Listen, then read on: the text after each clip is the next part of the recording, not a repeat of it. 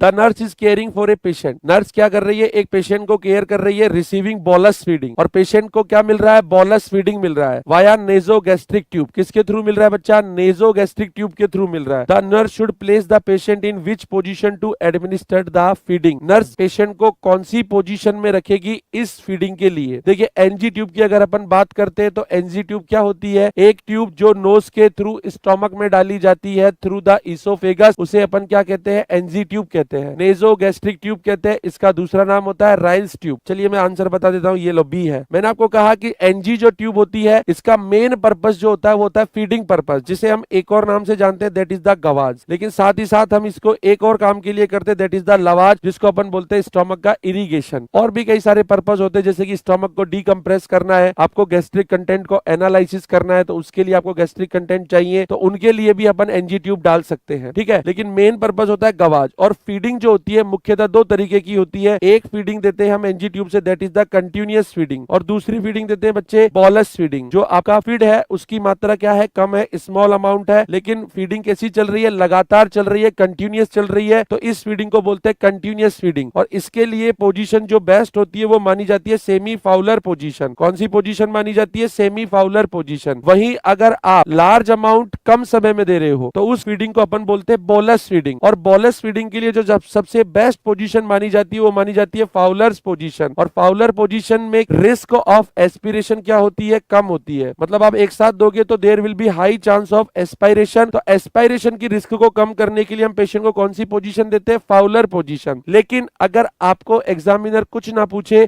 और आपसे बोले एनजी ट्यूब की फीडिंग है, उसने नहीं बोला कि बोलस फीडिंग है, उसने नहीं बोला कि कंटिन्यूअस फीडिंग है, तो एनी फीडिंग, मेरा वर्ड्स को समझिए, उसने बोला बस फीडिंग दे रहे हैं, तो आंसर जाता है सेमी फाउलर। एनी फीडिंग जो पोजीशन है, कोई भी टाइप की फीडिंग दे रहे हो उसमें जो पोजीशन होती है उसके लिए आंसर कौन सा जाएगा, सेमी फाउलर। लेकिन जब ऑप्शन में फाउलर पोजीशन नहीं हो तो फिर हम मूव कर जाते हैं दूसरी पोजीशन की तरफ, वो होती है आपकी सेमी फाउलर। वही कंडीशन इस क्वेश्चन के अंदर है कि उसने बोला तो बोलस फीडिंग है, लेकिन बोलस फीडिंग के लिए जो पोजीशन चाहिए वो हमारे ऑप्शन में अवेलेबल नहीं है। तो सेकंड प्रायोरिटी या मैं कहूं एनी फीडिंग पोजीशन वाला ऑप्शन आपका सही हो जाएगा, that is the semi Fowler's position.